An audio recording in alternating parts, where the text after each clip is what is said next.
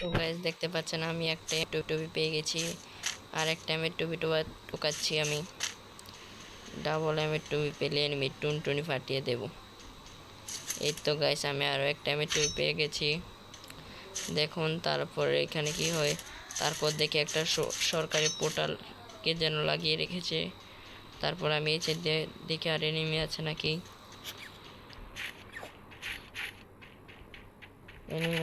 দেখি, কিন্তু দেখে আশেপাশে কোথাও এনিমি নাই। তো এখানে কিছু আছে নাকি দেখে নিলাম। তারপরে এই সাইড দিয়ে ঘুরতেছিলাম, ঘুরতে ঘুরতে হঠাৎ দেখি এনিমি পিকের ভিতরে। তারপরে দেখি আবার আমাকে হিটলিস্ট মেরেছে। তারপরে আমি সোজা দৌড় দিয়ে ভাবছি পোর্টালে যাব, দেখি সোলো ডেয়ার নিয়েছে। এই যে এনিমিটা ও পোর্টাল দিয়ে উপরে উঠতেছে, ও ভাই কি হেডশটটা মেরে দিলাম। তাড়াতাড়ি গ্লুয়াল মেরে মেড কিটটা করে আমি আবার উপরে চলে যাই।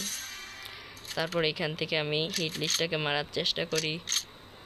তো আপনারা সবাই আমার পাশে থাকুন, আর আপনারা আমার ভিডিওটা দেখতে থাকুন।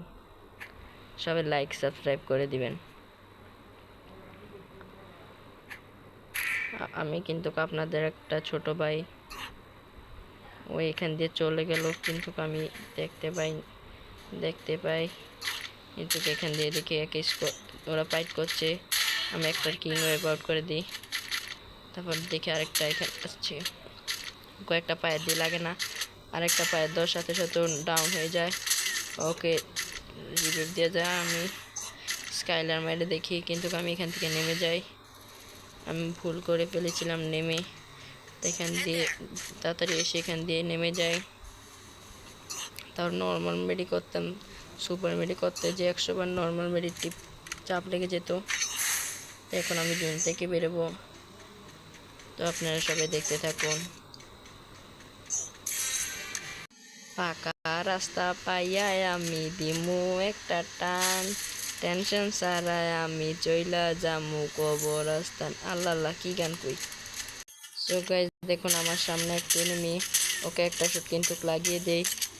তারপর এফজিএল মারার সাথে সাথে ও গ্লুয়াল থেকে বেরিয়ে যায়।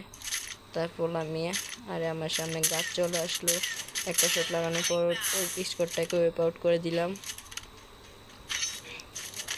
তারপরে আর একটা এনিমি আছে। ম্যাচটা বই আনতে পারলে আপনারা সবাই লাইক সাবস্ক্রাইব করে দিবেন।